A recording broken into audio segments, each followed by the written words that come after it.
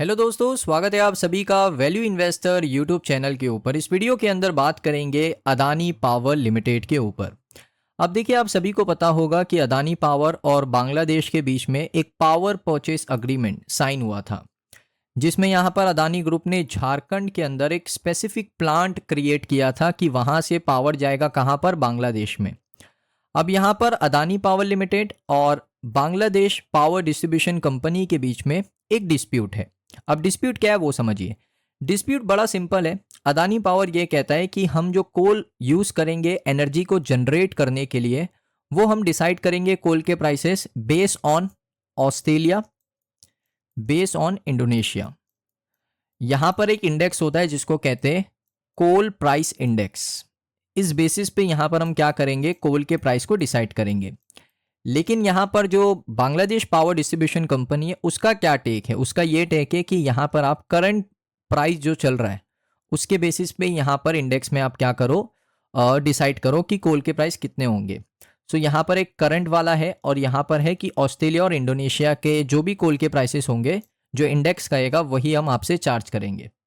अब यहाँ पर बांग्लादेश क्यों मना कर रहा है कि ऑस्ट्रेलिया और इंडोनेशिया से जो आप इंडेक्स से प्राइस कैलकुलेट करोगे वो मत कीजिए? क्यों ऐसा कह रहा है? क्योंकि वहाँ पर जो कोल के प्राइसेस होते हैं वो ज़्यादा होते हैं एज़ कम्पेयर टू जो करंट प्राइसेस होता है कोल का। अगर आप उससे कंपेयर करोगे तो आपको ऑलमोस्ट $20-25 के आसपास का डिफरेंस देखने को मिलेगा। यानी ऑस्ट्रेलिया का इंडेक्स अगर $70 है पर टन, सो यहाँ पर जो करंट मार्केट पे जो कोल मिलता है वो आपको मिल जाएगा ऑलमोस्ट, आप कह सकते हो $50 या $45 पे भी मिल जाता है। यानी पूरा गेम है $20 से $25 का पर टन, पर टन के हिसाब से। अब यहाँ पर ये मामला बहुत एस्केलेट हुआ, जिसमें यहाँ पर बांग्लादेश का जो हाई कोर्ट है उसने ये ऑर्डर भी दिया कि आप क्या करो, जो बांग्लादेश की एजेंसीज है वो क्या करिए कि इस पूरे डील को, इस पूरे एग्रीमेंट के ऊपर आप रिसर्च करो कि एग्रीमेंट के क्लॉज क्या क्या थे, क्या सारी चीज़ें थी, वो आप करो। उसके बाद यहाँ पर हम आगे के चीज़ों को प्रोसीड करेंगे। जिसके बाद दोस्तों यहाँ पर आप देख सकते हो कि अदानी ने यहाँ पर एक धमकी दी थी बांग्लादेश को कि अगर आप हमारा ड्यू सेटल नहीं करते 7 नवंबर तक, क्योंकि ये 2024 की बात है, 2024 3 नवंबर का दोस्तों ये रिपोर्ट है, जिसमें अदानी ये कह रहे हैं कि no power supply if dues not settle. यानी आप हमारा अगर कर्जा सेटल नहीं करोगे तो हम यहाँ पर आपको पावर सप्लाई नहीं करेंगे। लेकिन पावर तो सप्लाई हो रही है। अब यहाँ पर एक डेडलाइन बना दी थी, क्योंकि जो ड्यूज था वो था $850 मिलियन का, $850 मिलियन का ड्यूज था।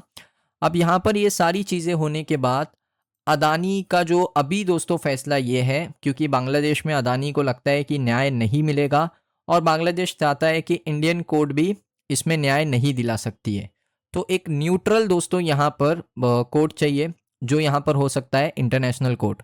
और उसी को लेकर आप देख सकते हो dispute over coal prices, Adani likely to go to court. यानी अदानी कोर्ट जा सकते हैं। अब अदानी कोर्ट क्यों जाएंगे?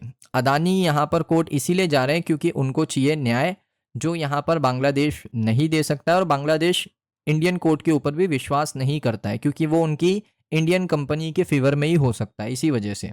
तो एक न्यूट्रल कोर्ट यानी इंटरनेशनल कोर्ट जाने वाले दोस्तों, बांग्लादेश का जो पावर सेक्टर है उसके लिए बहुत इंपॉर्टेंट चीज़ है, क्योंकि आपने अदानी के साथ साइन किया है, बड़े प्लांट लगे हैं आपके लिए, आपको पावर सप्लाई किया जा रहा है।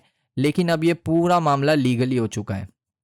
अब कोर्ट में दोस्तों, इंटरनेशनल कोर्ट में दोस्तों अदानी जाएंगे और वहाँ पर ये साबित करना होगा कि जो हम चीज़ें कर रहे हैं, जैसे हम ऑस्ट्रेलिया और इंडोनेशिया इंडेक्स के बेसिस पे ही कोल के प्राइसेस डिसाइड करेंगे, वो बिल्कुल सही चीज़ है। आप देख सकते हो, determined by averaging prices from the Indonesian and Australian index. Because of this averaging rule, Adani gets an opportunity to claim higher coal prices. इस बेसिस पे ना, अगर इंडोनेशियन और ऑस्ट्रेलियन इंडेक्स के बेसिस पे अदानी कोल के प्राइसेस चार्ज करेंगे ना, तो उनको हायर कोल प्राइसेस मिलेगा। अगर वो बांग्लादेश या इंडिया या श्रीलंका, इनके कोल के प्राइसेस पे अगर आप पे करवाओगे बांग्लादेश को, तो जैसा मैंने बताया $20 से $25 का गैप आएगा। तो यही पूरा मामला अब इंटरनेशनल कोर्ट में जाने वाला है। अब वहाँ पर देखिए, दोनों ही जो पिटीशन फाइल है वो दोनों तरफ से होगी। रिपोर्ट्स ये भी आ रही है कि अदानी ने इंटरनेशनल लॉयर को साइन कर लिया है, इंटरनेशनल लॉयर का पूरा जो कंपनी है उनको साइन कर लिया है कि आप हमारा केस लड़िए। अब देखिए यहाँ पर मुझे लगता है कि अदानी के जीतने के चांसेस काफ़ी ज़्यादा बढ़ जाते हैं, क्योंकि वो कंपनी सबसे पहले आपको पावर सप्लाई करवा रही है, उसके साथ साथ बांग्लादेश पावर डिस्ट्रीब्यूशन कंपनी का ड्यूज़ है, यानी वो कर्जा ले चुके हैं अदानी से। कोल के प्राइसेस जो है वो तो बात की बात है, सबसे पहले ड्यूज़ तो क्लियर करना पड़ेगा ना बांग्लादेश को अदानी का, तो वो एक फेवर मिल जाएगा कि ड्यूज़ के ऊपर भी वहाँ बातचीत होगी और अदानी को ड्यूज़ क्लियर करके मिलना चाहिए अगर इंटरनेशनल कोर्ट पे पूरा मामला जा रहा है तो।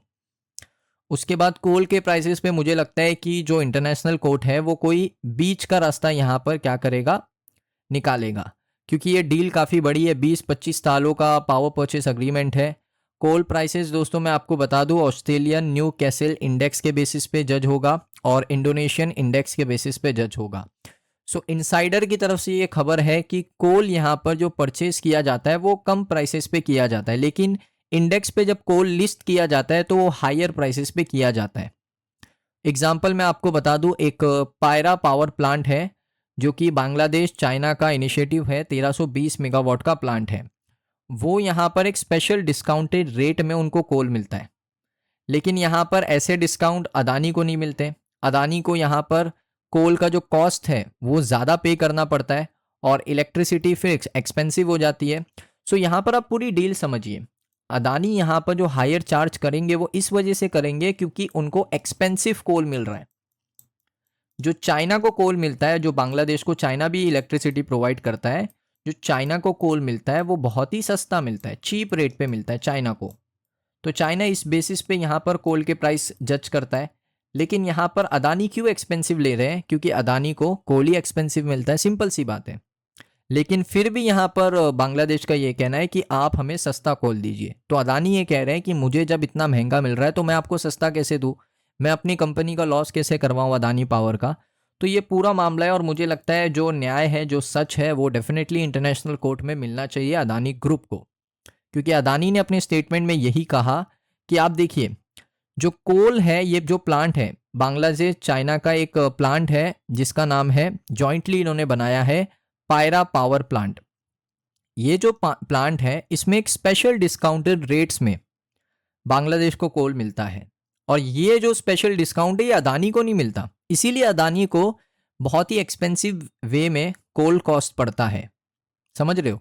सो मोर एक्सपेंसिव इलेक्ट्रिसिटी इस वजह से बांग्लादेश को मिल रही है, क्योंकि अदानी जो ग्रुप है उनको सस्ते दामों में कोल नहीं मिलता, उनको बहुत ही एक्सपेंसिव दामों में कोल मिलता है। और जो आपका बांग्लादेश और चाइना का जो पावर प्लांट है वहाँ पर आपको डिस्काउंटेड रेट्स में चाइना की वजह से आपको कोल बहुत सस्ते दामों पे मिल जाता है, तो ये एक प्रॉब्लम है। तो अब इसको लेकर दोस्तों सारी चीज़ें क्लियर आउट होंगी, मुझे लगता है ज़्यादा नहीं 1 से 2 हफ्ता लग सकता है हियरिंग होने। इंटरनेशनल कोर्ट की तैयारी हो चुकी है, अदानी ने अपने इंटरनेशनल लॉयर्स की जो फर्म है उसको हायर कर लिया है, बांग्लादेश भी हायर करेगा, तो फिर ये मामला पूरा कोर्ट में जाएगा। सो दोस्तों ये आपको कैसा लगा रिपोर्ट और इसमें आपको क्या जानने को मिला, कमेंट सेक्शन में बताइए। आपके डाउट्स क्या है इस पूरे पिटीशन को लेकर, पूरे कोर्ट केस को लेकर, आप कमेंट सेक्शन में ज़रूर बताइए। अगर आपको ये वीडियो अच्छा लगा वीडियो को लाइक करें। मिलता हूँ मैं आप सभी लोगों को नेक्स्ट वीडियो में।